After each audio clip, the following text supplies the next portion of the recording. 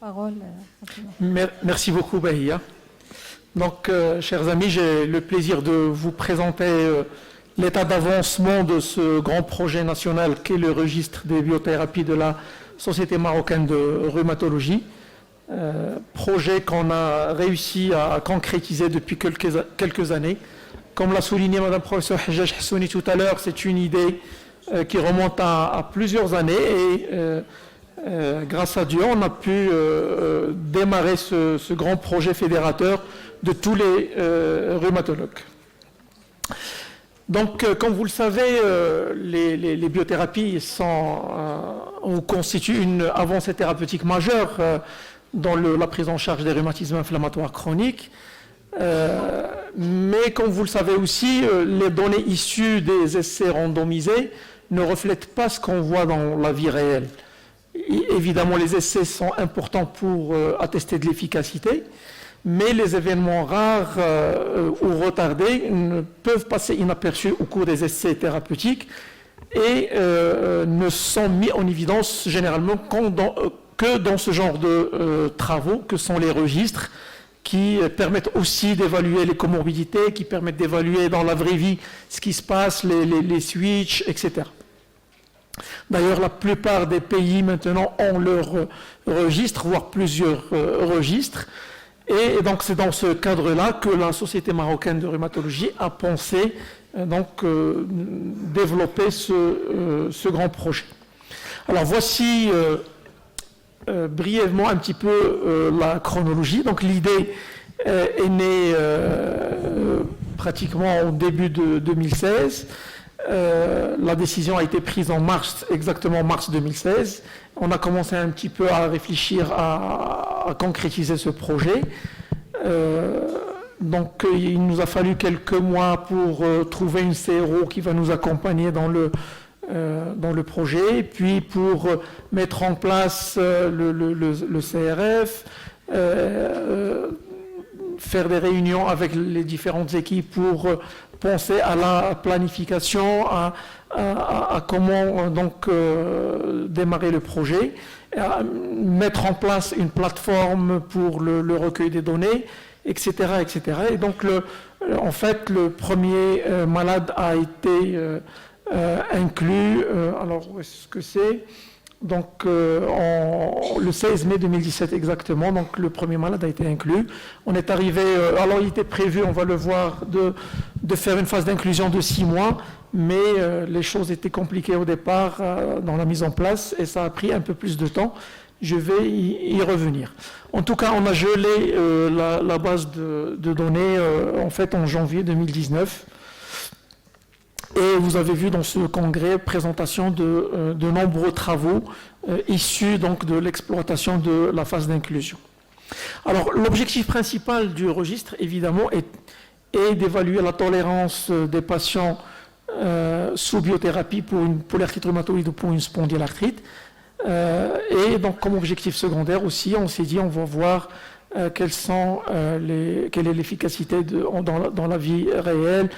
Quels sont les effets indésirables les plus fréquents, est-ce qu'il y a des retentissements sur la qualité de vie, et puis voir aussi les comorbidités et comparer nos résultats avec ce qui se passe un petit peu dans le monde. Donc les critères d'inclusion, en fait, c'était un âge supérieur à 18 ans et avoir une polyarthrite rhumatoïde ou une spondylarthrite et être sous biothérapie.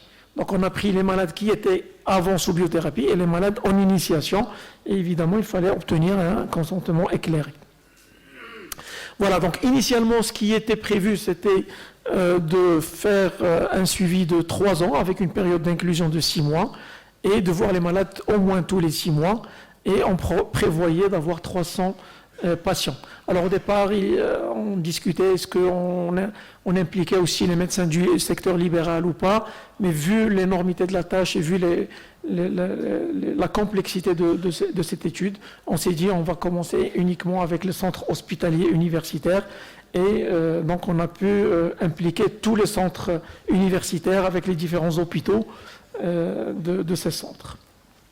Voilà, donc en principe, quand il y a un événement indésirable, normalement chez un patient sous biothérapie, cet événement va être rapporté et notifié dans l'ICRF comme stipulé dans le protocole.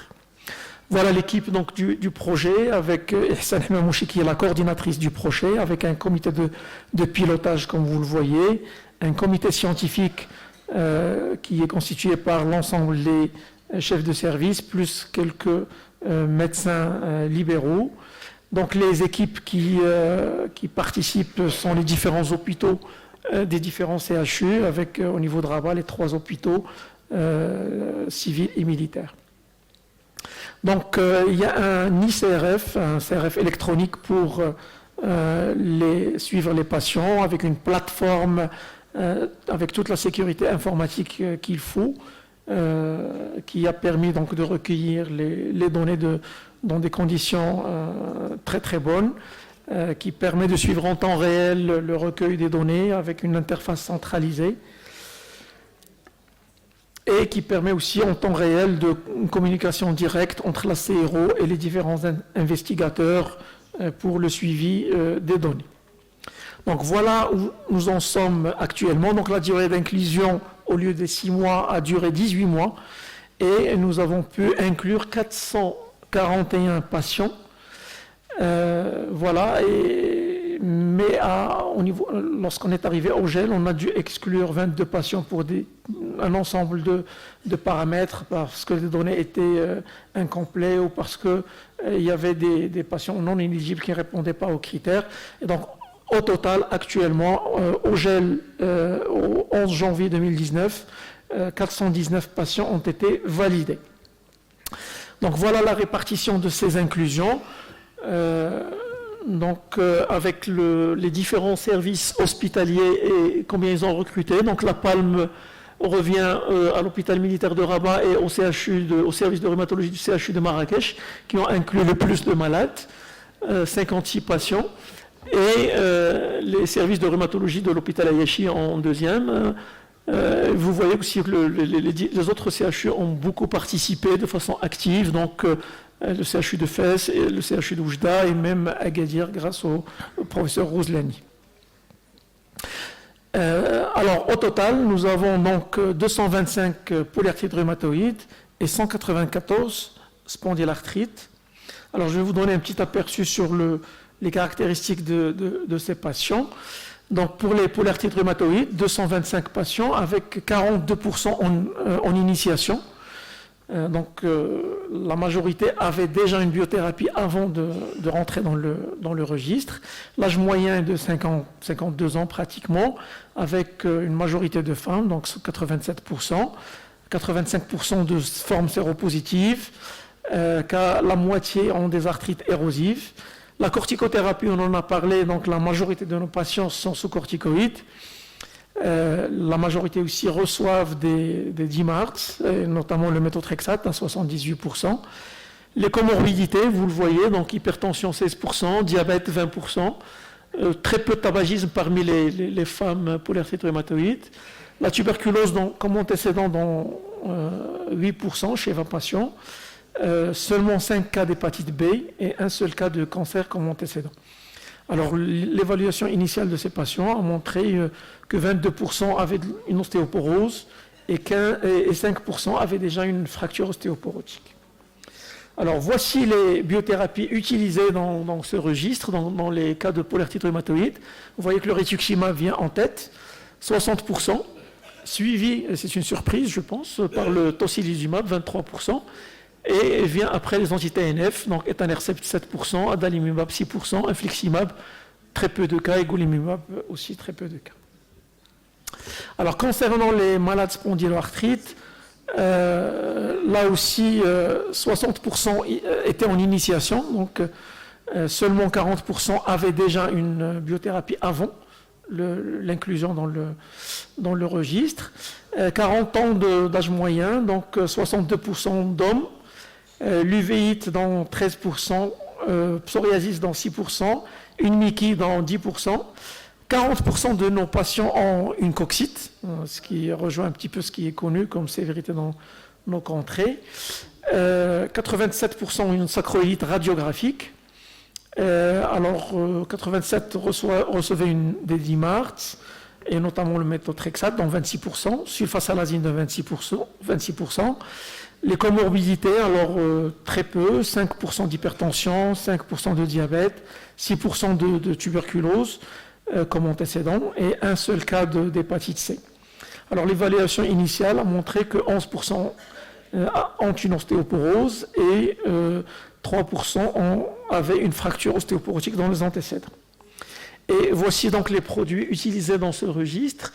Donc l'étanercept en premier avec 33% des patients, suivi de l'adalimumab à 30%, l'infliximab 12%, l'infliximab biosimilaire, l'infliximab donc princeps 11%, golimumab un seul cas et secukinumab 2 cas.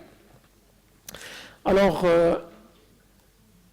actuellement donc nous sommes dans une phase où on essaie de valider les visites de suivi, on essaie de motiver un peu nos équipes pour qu'on ait le moins de patients perdus de vue possible. Donc voici l'état des lieux à 6 mois. Donc une grande majorité des patients ont été revus. On a des petits soucis dans les hôpitaux de Rabat pour des problèmes de logistique, mais la CRO fait son maximum pour essayer de récupérer le maximum de malades. Voici l'état des lieux des visites à 12 mois et à 18 mois.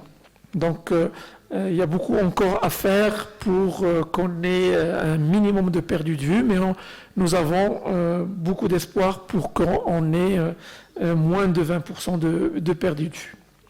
Voilà, donc je termine cette présentation pour dire qu'en matière de recrutement, nous avons atteint l'objectif, nous avons même dépassé l'objectif, qu'il y a une mobilisation de tous les services universitaires autour de ce projet fédérateur. C'est la première grande étude de cette envergure au Maroc. Ce registre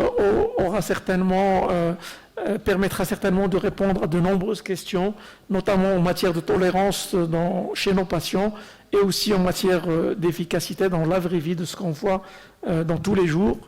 Dans ce congrès, il y a plusieurs travaux qui ont été, alors une cinquantaine pratiquement de travaux qui ont été présentés uniquement sur les caractéristiques à l'inclusion des patients. Je vous invite d'ailleurs à assister aux présentations et à voir les posters.